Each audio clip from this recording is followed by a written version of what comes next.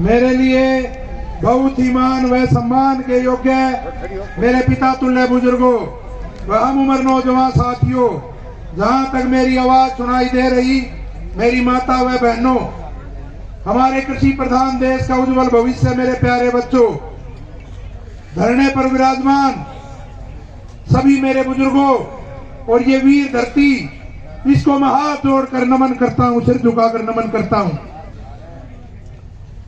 बुजुर्गों, नौजवान साथियों, रहबर आजम दीन बंधु सर छोटू राम कहा करते थे, ऐ भोले किसान मेरी दो बात ले मान, एक बोलना ले सीख, दूसरा दुश्मन ले पहचान।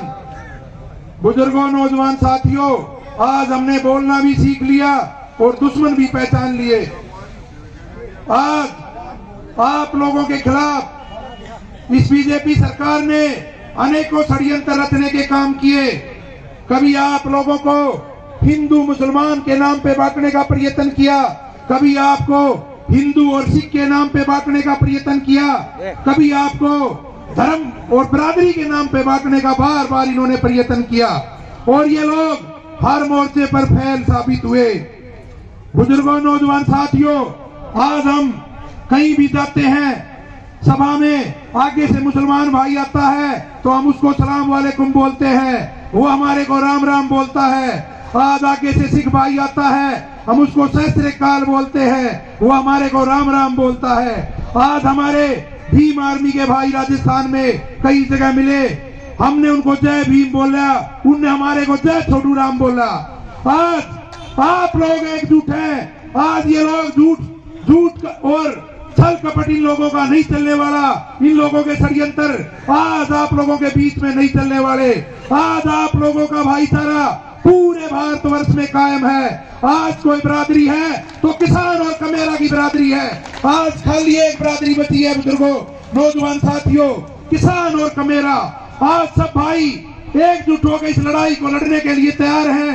यह आंदोलन बुजुर्गों, नौजवान साथियों, ये जन आंदोलन बन चुका है। ये लड़ाई हर अन्न खाने वाले व्यक्ति की है, ये लड़ाई किसी धर्म जात बरादरी की नहीं। आज आप लोग यूं ही मजबूती से बने रहे और आप लोगों की जीत 100% सुनिश्चित है। आप लोगों को बुजुर्गों कोई हरा नहीं सकता। हमने पूरे भारतवर्ष के दौरे हम लोग करेंगे। हम उत्तर भारत में घूम रहे हैं। 4 दिन पहले हम यूपी के सहारनपुर में गए तो वहां सबसे ज्यादा संख्या में मुसलमान भाई थे, जो स्वागत में थे मुसलमान भाई थे हमारे। वहां से हमने रुद्रपुर पंचायत में पूछे, रुद्रपुर उत्तराखंड में है। बुजुर्गों, नौजवान साथियों, आज प्रधानमंत्री रैली करना चाहे, अपने सारे तंत्र लगा दे तो इतनी बड़ी रैली नहीं हो सकती जितनी आप किसान और कमेरे की सभा हुई, जितनी बड़ी। आज आप लोगों को मैं बताना चाहता हूं, 2 दिन पहले हम यहाँ से झुंझुनू पहुंचे। झुंझुनू में भी सबसे ज्यादा हिंदुओं से ज्यादा मुसलमान भाई थे और जितने भी वहां सिख भाई थे। आज कहीं भी इन लोगों की ये चाल फेल होगी जो हमारे को धर्म के नाम पे, जात बरादरी के नाम पे बढ़वाना चाहते थे।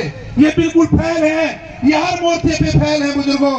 और उसके बाद हम सीकर में एक सभा हुई, उसके बाद कल नागौर में एक सभा हुई। वहां सबसे बड़ी वहां उस सभा में वो जात बाहुल्य क्षेत्र है तो उसमें सबसे ज्यादा वहां जाटों के बाद में दलित थे, सबसे ज्यादा भीम आर्मी की संख्या थी। हमारे दलित भाई इतनी बड़ी संख्या में मिले तो इनका ये सारे षड्यंत्र इन लोगों के फेल हो चुके हैं, ये हर मोर्चे पर विफल हैं। ये आप लोगों को ये बहुत बड़े राम के भगत बने हुए हैं। ये कहते हैं हम राम भगत हैं, ये आपको सिखाते हैं, ये जानते हैं राम की भक्ति। आप बुजुर्गों हाथ उठा के बताओ, हमारे बूढ़े कभी मंदिर नहीं गए? आप लोगों के बुजुर्ग कभी मंदिर गए थे? नहीं गए। और मैं आपको ये बताना चाहता हूं, हमारे से ज्यादा राम का नाम लेने वाला इस दुनिया में कोई नहीं है। जब हमारे बूढ़े घर से बैल खोलते थे, हमारे बुजुर्ग तब बैल खोलते थे तो कहते थे ले राम का नाम। तब उनको हल में जोड़ते थे आप लोग खेत में जाके तो कहते थे ले राम का नाम। तब आप लोग अपने खेत में जाते थे और नाके में कस्सी मारते हैं और कहते हैं ले राम का नाम पानी काटने से पहले। जब हम कुश्ती करते थे हम इस बात को भी जानते, हम कहते जोर कर रहे हैं ले राम का नाम। हम दिन में हजारों बार राम का नाम लेने वाले हम हैं और ये आप लोगों के बीच में राम मंदिर के नाम से चंदा मांगने आएंगे और किसी नाम से इनको मना कर देना, इनको कह देना पहले तीनों काले कानून रद्द करो, मंदिर तो हम खुद बना लेंगे, हम आप लोगों से बड़े राम भगत हैं। ये इन्होंने तो राम का नाम भी बदल दिया, राम के नाम को ये जय श्री राम कहने लगे। तो ये हमारे को ये भाषा ना सिखाएं कि ये भगत है, इनसे बड़े भगत हम हैं। और देश की भी बात आती है, कहते तिरंगे का सम्मान करना सबसे ज्यादा किसान और कमेरा जानता है, क्योंकि जितने भी बॉर्डरों पे जहां भी जो बच्चे शहीद होते हैं वो आप लोगों के बेटे होते हैं, आप लोगों के भाई होते हैं। तो तिरंगे का सम्मान करना भी हम जानते हैं इनसे ज्यादा। कभी भी कोई भी लड़ाई हुई है, आपके बच्चों ने शहादत देने का काम किया है और आप लोगों ने रोने का काम नहीं किया। और मैं आपको उत्तराखंड की घटना बताता हूं, जो उस दिन लाल किले पे घटना हुई थी, जो ट्रैक्टर पलटा था, उस लड़के को गोली लगी हुई थी उस दिन, तो वो ट्रैक्टर पलटा था। तो उसके दादाजी ने वहां, हम साथ में बैठे थे, उन्होंने खड़े होकर भाषण दिया।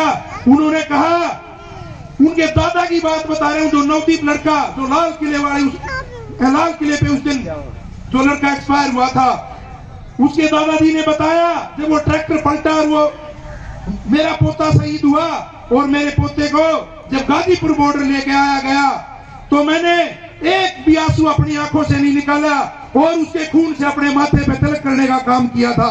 और मेरा एक पोता गया है, अगर मेरे और पोते भी मैंने कुर्बान करने पड़े तो हम तैयार हैं। और इस लड़ाई से जितने नेता से सभी को कहा आप सम्मान सबको अच्छा लगता है, वह हमारे को सम्मानित किया था, तो उन्होंने कहा सम्मान सबको अच्छा लगता है, पगड़ी पहना रहे थे, स्वरूप डाल रहे थे, लेकिन इस सम्मान की लाज रखनी बहुत बड़ी बात होती है। आप लोग किसी तरीके से भी उल्टे मत हटना और ये लड़ाई जीत के तब अपने घराने का काम करना। तो बुजुर्गों, नौजवान साथियों, हमारे बुजुर्गों में भी इतना जोश है, तो ये लड़ाई तो आप लोग 100% जीत चुके हैं और हम ये लड़ाई जीते बगैर घर भी जाने वाले नहीं है। ये सरकार अपने दिमाग से निकाल दे। पहले कह रहे थे सर्दी में अपने घर चले जाएंगे, आप लोग यूं मजबूती से बने रहे, अब ये लोग कह रहे गर्मी में अपने घर चले जाएंगे, यही टेंट के ऊपर अपना छप्पर और बड़ी छान बांध लेंगे और इनको ये दिखा देंगे कि हम असली देश भगत हम हैं, हम इस देश का पेट भी भरेंगे और हमारे बच्चे सुरक्षा भी करेंगे और अपनी सारी मांगे मनवा के तब यहाँ से जाने वाले हैं। किसान सम्मानजनक जाएगा और जिस दिन ये तीनों काले कानून रद्द होंगे और ये MSP एक्ट बनेगा, उस दिन तक आप लोग दम मत लेना, यूं ही लगे रहना। हमारे को क्या आपत्ति है यहाँ बैठने में, हमारे को कोई हमारे पास अलग खर्च नहीं पड़ेगा। बुजुर्गों, नौजवान साथियों, रोटी घर में खाते, रोटी यहाँ बैठ के खाएंगे, अपने काम की ड्यूटियां लगाएंगे, अलग अलग जो भाई गांव में हुआ दूसरे भाई का भी काम करेंगे। और आप लोग तो सब नजदीक से आते हैं और हम वापिस भी चले जाते हैं। गांव में ताश खेलने से अच्छा तो यहाँ धरने पे बैठेंगे, यही हमारे लिए मंदिर का काम करेगा, यही हमारे खेतों को बचाने का काम करेगा। बुजुर्गों, नौजवान साथियों, मैं आपसे एक बात और पूछना चाहता हूं अपने बुजुर्गों से, आपको सबसे प्यारा पुत्र होता है कि नहीं? हाथ उठा के बताओ।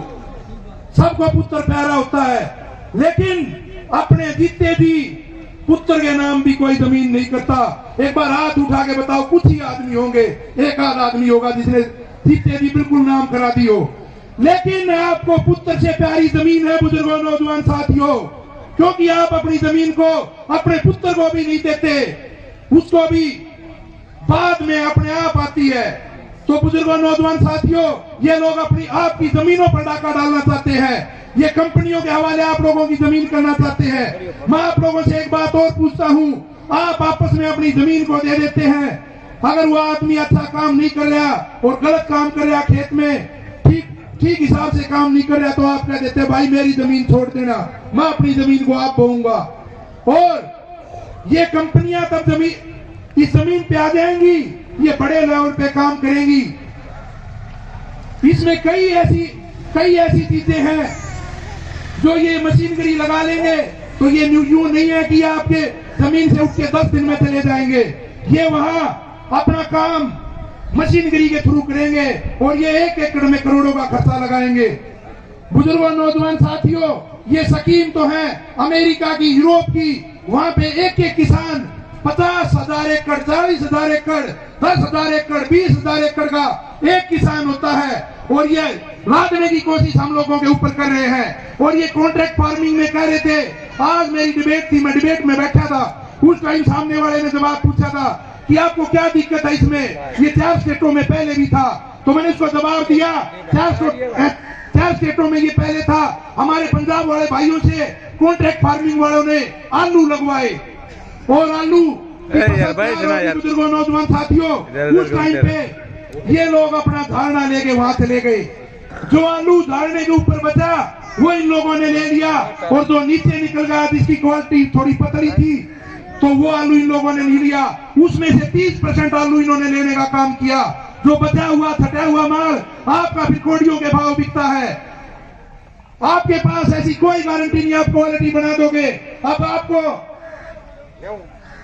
जिस टाइम पे हमारी खेती में दाना पड़ता है और एक या 2 दिन तेज हवा चल जाए तो गेहूं का दाना पतला पड़ जाता, आप लोग कहते हैं बाढ़ भगागी।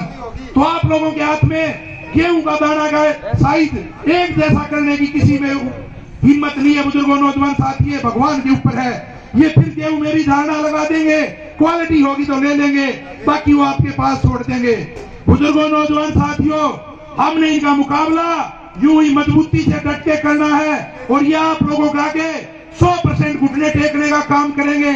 और हम इनको ऐसे छोड़ने वाले भी नहीं है जैसे गद्दाफी था, 25 साल तक देश में राज किया, और भी बहुत तानाशाह सद्दाम हुसैन गए, सब गए।